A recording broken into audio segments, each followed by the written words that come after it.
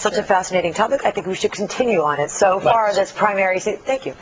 This primary season, we've seen a little bit of everything. Some Washington insiders making it through to the next round, others not making it through. So when the dust settles on Tuesday, it should give us a little better of an idea, or maybe a much better idea, of where the electorate stands. You can be sure our next guest will be paying close attention.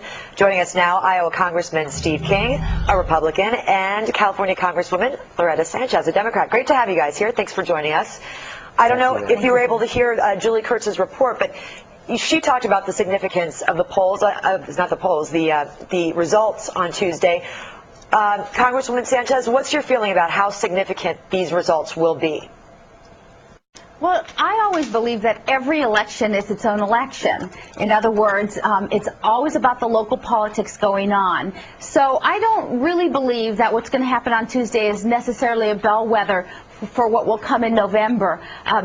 Blanche Lincoln, who is in Arkansas, is having a tough time because, of course, she's a very conservative Democrat from Arkansas, which can go either way. You know, it voted for Bill Clinton, it turned away from other Democrats, and she has angered the base Democratic Party there, and so she is having a tough time. And then what you see in Pennsylvania, where you see Sestak versus Arlen, well, you know, the problem is that one has switched over parties, so he has to get the Democratic base to him, and the other is meeting him up saying, you're really not a Democrat. Those are two very different situations than what's really going to happen, I think, in November. It really isn't about we're angry, vote everybody out. It's about individual circumstances. Well, let's sort of elaborate on this Pennsylvania situation. It's going to be interesting, definitely, because as you said, you have Arlen Specter, used to be a Republican, didn't think he could win, so he switched to Democrat,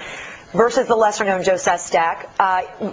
Arlen Specter had the backing, a strong backing, actually, of President Obama. Congressman King, do you think that helped him or hurt him?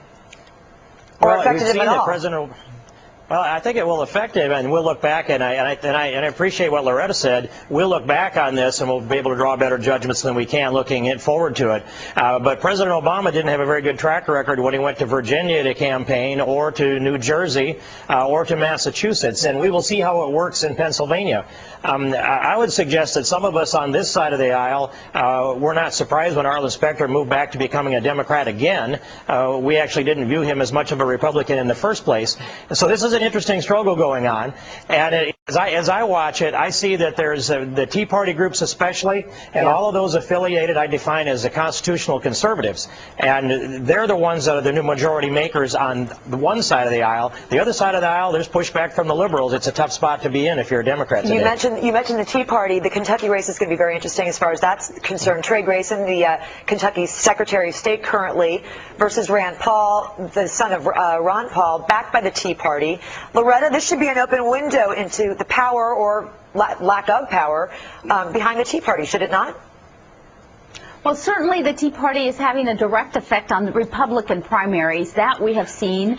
We have seen when you have a more controlled situation, like the caucus happening in Utah, that you can marshal your forces and you can eliminate an incumbent. But I don't believe that that Tea Party group is as strong when you look at the overall vote for a general election in November. So it certainly affects significantly sometimes the Republicans in a primary or caucusing situation. Congressman King, do you think incumbent will be a dirty word on Tuesday and in November? In some of these races, it is already a dirty word. It's interesting to me that we've had so many seated senators that are having so much trouble getting renominated. But I think, in disagreement with Loretta on this, that when we see November come around, I think we'll see the constitutional conservatives, including the Tea Party groups, becoming the new majority makers. And I think that makes a big difference in the fall. The American people are tired and fed up with too much government, too much growth in spending, unconstitutional programs being pushed at them against the will of the American people. And they've done everything they know how to do to stand up and press their government for redress of grievances. Now it'll be the elections in November that will tell the story, and we'll see which direction this country takes. But I think President Obama is going to be looking at far different majorities in the House and the Senate than he has to work with today, and it'll be the voice of the American rising up that they'll be doing this week and all the way on to November. We shall see. It's not too far I off. completely disagree. I completely disagree with what my colleague just said. Make it quick. We got to wrap it up. Completely disagree with it. We'll lose some seats, but we'll be in the majority when November comes, and we'll be strong. We'll be stronger for it. Congresswoman Loretta We'll see. Sanchez from California, Congressman Steve King, Iowa. Thanks for joining us today. We appreciate it. And Fox News is following the Tuesday primary showdowns on your